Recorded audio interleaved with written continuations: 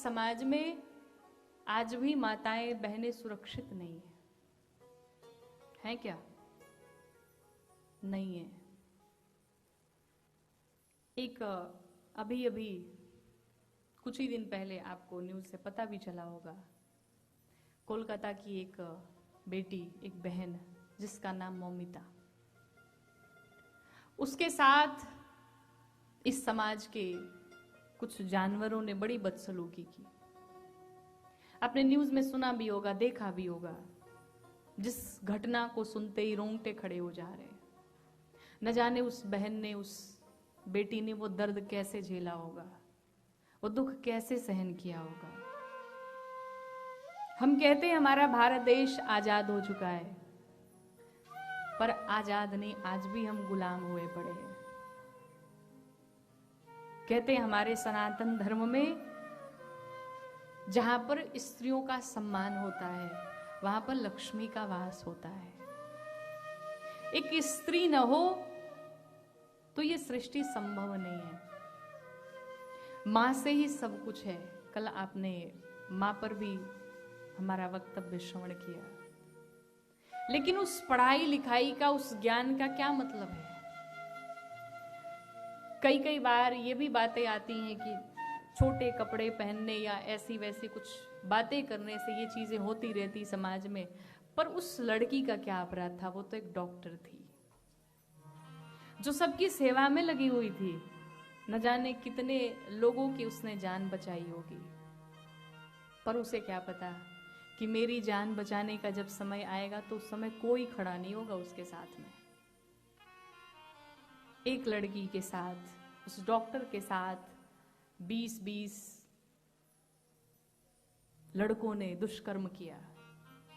उसके शरीर पर लगभग 113 कटने के निशान पाए गए। उसने जो आंखों में चश्मा पहन रखा था, वो चश्मा टूट करके उसकी आंखों में गड़ गए। आंखों से खून निकलने लगा। उसके दोनों पैर टूट गए, उसके सारे बोन टूट गए, हाथ पैर सब तोड़ दिए गए उसके। क्या उसका अपराध था? वो सिर्फ एक लड़की थी। क्या ये अपराध है उसका? और शायद इस घटना को सुनने के पश्चात समझ में आता है कि माता पिता आजकल क्यों नहीं चाहते कि उसकी एक बेटी हो। शायद वो इसी चीजों से डरते होंगे कि समाज में हमारी बेटी जब बड़ी होगी, कहीं बाहर जाएगी, उसके साथ कोई दुर्घटना ना हो जाए, कोई घटना ना हो जाए। उस लड़की ने सबकी सेवा की, पर उसकी जब बारी आई तो एक व्यक्ति उसके साथ नहीं खड़ा था। और आज समाज ऐसा निर्दयी बन चुका है कि सब सोचते हैं कि मेरे घर की बात हो तो हम देखेंगे, वो तो दूसरे की बेटी, हमें क्या लेना देना। इंसानियत मर चुकी है, इंसानियत समाप्त हो चुकी है लोगों की। कुछ नहीं बचा लोगों के पास। क्या उसकी वेदना को, उसकी पीड़ा को आप समझ सकते हैं? हम सिर्फ सोच सकते हैं कि शायद उसको इतनी पीड़ा हुई होगी, शायद उसको इतना कष्ट हुआ होगा, लेकिन उसने तो वो पीड़ा झेली है, उसने तो वो पीड़ा सहन किया है। और तो और आप कल्पना करिए उस माता पिता के बारे में, जिस माता पिता की वो बेटी है। उस माता पिता ने जब अपने बेटी को इस स्थिति में देखा होगा, उनके ऊपर क्या बीत रही होगी। और ऊपर से उसके पिता से ये कहा जा रहा है कि तुम पैसे ले लो। क्या पैसे से बेटी आ जाएगी? क्या पैसे से उसका दर्द समाप्त हो जाएगा? नहीं होगा। लेकिन फिर भी उस दर्द को पैसे से खरीदा जा रहा है। आज का ये मानव है, आज का ये मनुष्य है। सब चुप हैं, सब शांत हैं। कोई ऐसा नहीं जो डटकर सामने आए और उसके हक में बोल सके। बेटियों की समाज में बड़ी बुरी स्थिति है। और वाकई में इस घटना के बाद लगता ही ऐसा है कि बेटी होना ही एक अभिशाप है। एक बेटी जब घर में होती है, अभी वो संसार में आई भी नहीं, तभी प्लानिंग कर ली जाती कि अब इसे समाप्त कर दिया जाए, जिसे आप कहते हैं भ्रूण हत्या। बेटी चलो कैसे भी अगर आ भी गई संसार में तो उसके साथ भी कुछ अलग ही व्यवहार किया जाता है। बेटे बेटी में फर्क किया जाता है। कुछ माता पिता, सबको तो नहीं कह सकते, पर कुछ लोग की मानसिकता ऐसी है कि बेटियों को पढ़ाने का फायदा क्या है, क्यों पढ़ाया जाए इसे, ये पढ़ के क्या करेगी, इसे हाई स्कूल इंटरमीडिएट तक पढ़ा करके इसकी शादी कर दी जाए, इसका विवाह कर दिया जाए, और बेटे को खूब पढ़ाने की इच्छा होती है। क्या विडंबना है इस समाज की, इस संसार की। हम कैसे होते जा रहे हैं, एक बार जरा विचार करिएगा एकांत में बैठ के। क्या हम मनुष्य हैं? क्या हमारे भीतर वो इंसानियत है? बेटी के पैदा होने से क्यों घर में उदासी छाती है? बेटी के पैदा होने से क्यों घर में उदासी छाती है? क्यों घर की खुशियां मिटती हैं जब बेटी घर में आती है?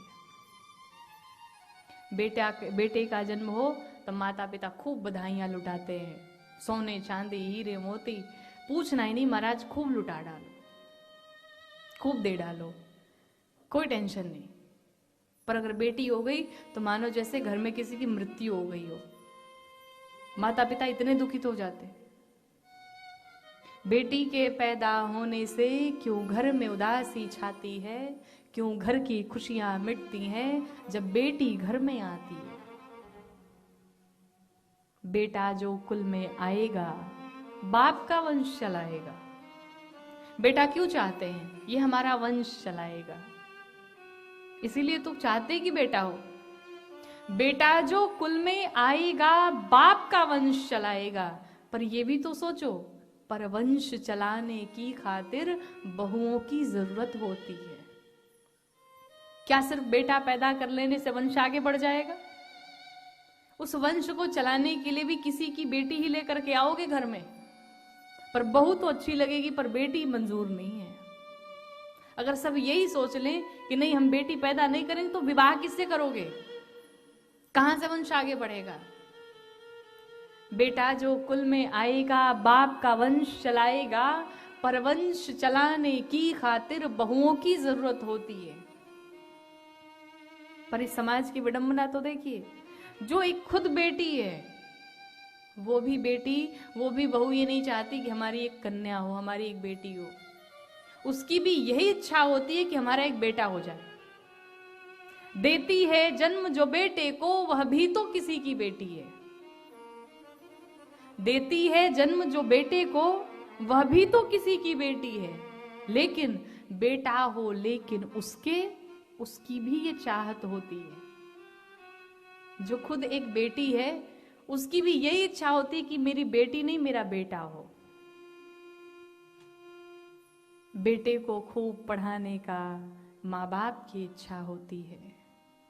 बेटे को खूब पढ़ाने का माँ बाप की इच्छा होती है। बेटी को इसकी जरूरत क्या, बेटी तो आखिर बेटी है, बेटी तो आखिर बेटी है। बेटे को बाहर भेज करके खूब पढ़ाते हैं, डॉक्टर इंजीनियर बनाने के सपने होते हैं, पर बेटी को इसकी जरूरत क्या, ये तो बेटी है, इसे क्या आवश्यकता है। लेकिन एक बात ध्यान दीजिएगा, जिस बेटी के लिए आप ऐसी कल्पना करके बैठे हैं, ऐसी सोच लेकर के बैठे हैं, बेटे का विवाह हो गया, बिटिया का विवाह हो गया, और माता पिता अगर बीमार पड़ गए, माँ ने फोन किया बेटे को, मैं बहुत बीमार हूँ, बेटा कहेगा मैया मेरी ड्यूटी चल रही है, मैं बिजी हूँ, 2 दिन बाद आ जाऊंगा। पर बेटी को अगर खबर लग गई कि मेरे माता पिता बीमार हैं, वो सब कुछ छोड़ करके सबसे पहला काम अपने माँ बाप को देखती है। बेटियों के ऊपर कितनी जिम्मेदारियां होती है, एक कुल नहीं बल्कि 2-2 कुलों की जिम्मेदारियां होती हैं। एक तरफ माता पिता को देखना संभालना, एक तरफ सास ससुर को देखना संभालना, बड़े अच्छे तरीके से उस अपने जीवन का निर्वहन करती हैं, दोनों तरफ देखती हैं।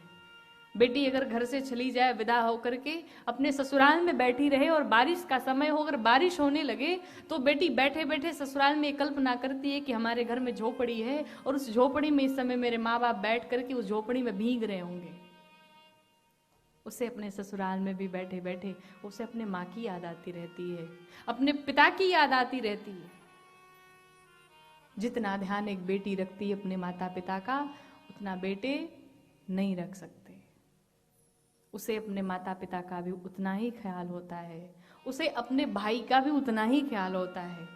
बेटी की जब विदाई होती है, भाई आता है, उसे कुछ पैसे दे देता है। उसकी माँ विदाई के समय उसके कुछ पर्स में पैसे डाल करके उसे विदा करती है। और जाने के पश्चात वो बैठ करके जब अपने ससुराल में पहुंचती है, तो जाने के पश्चात वो यही देखती है कि माँ ने मुझे कितना प्यार दिया। वो ये नहीं देखती कि मुझे पैसे कितने मिले, पर वो 10, 20, 100 रुपए ही उसके लिए बहुत बड़ी चीज होती है, क्योंकि उसमें माँ का प्यार है, क्योंकि उसमें भाई का प्यार है।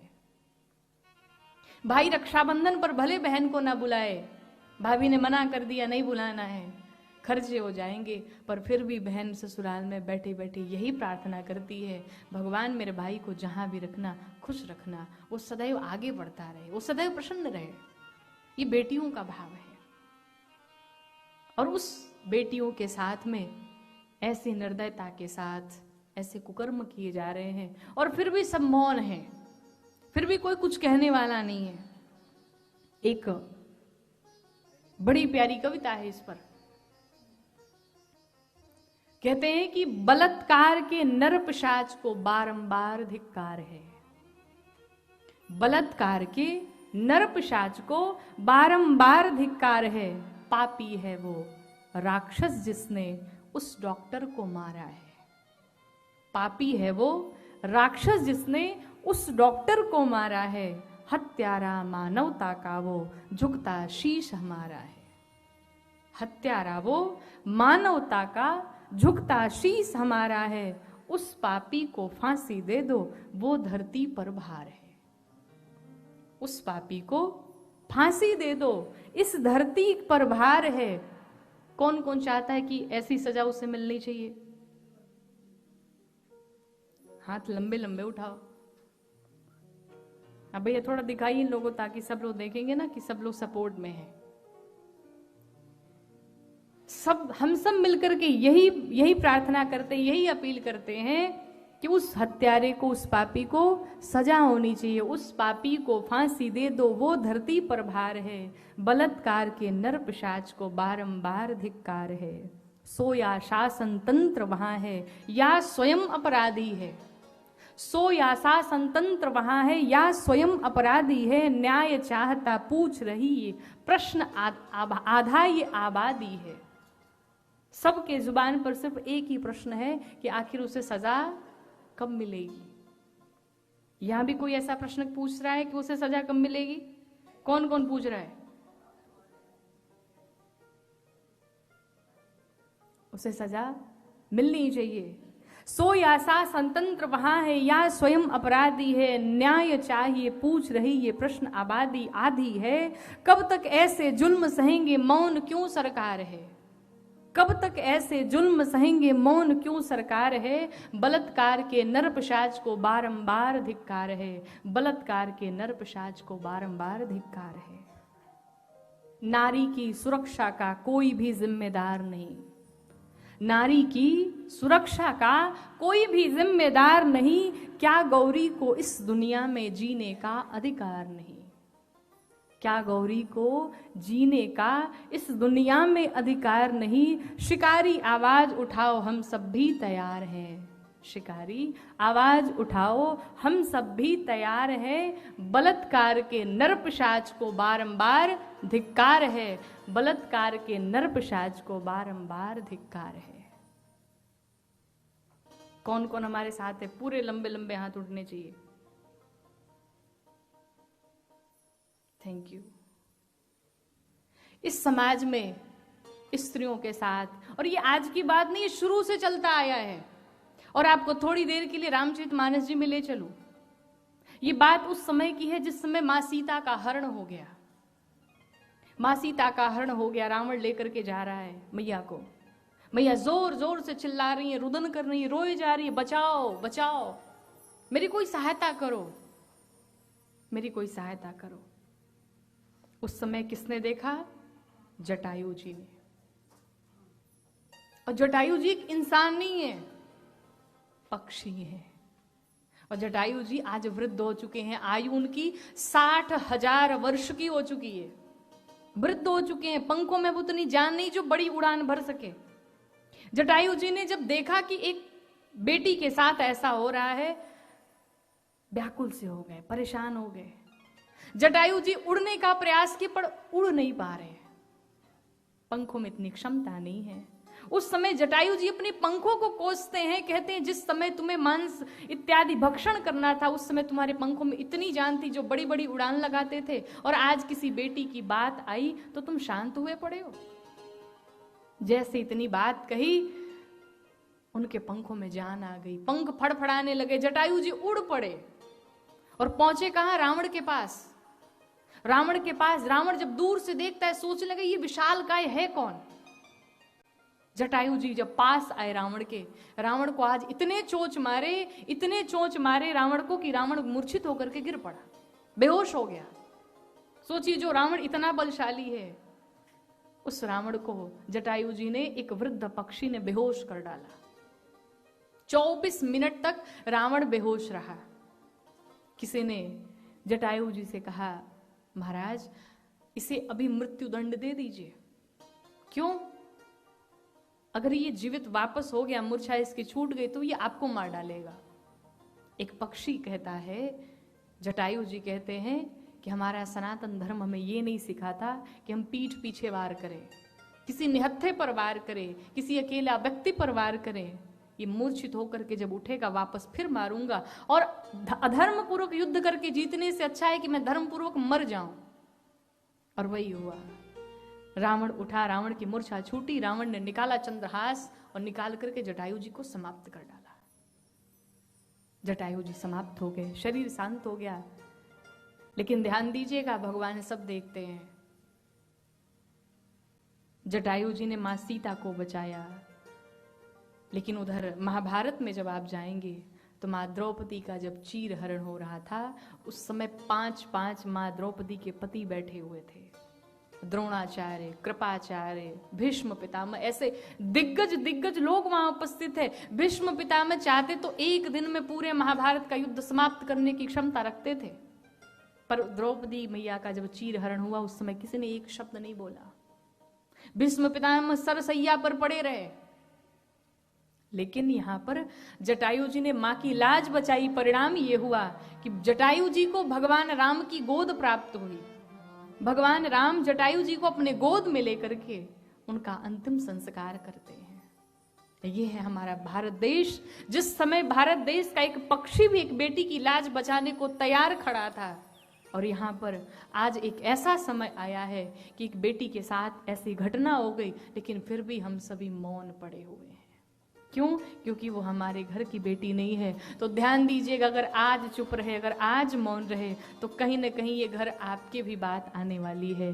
कहीं ना कहीं ये किसी न किसी के घर की बेटी के साथ ही हो सकता है। इसलिए अभी भी समय है, सावधान हो जाओ। अभी भी सब एक मिलकर के, एक साथ मिलकर के अभी भी आवाज उठाओ।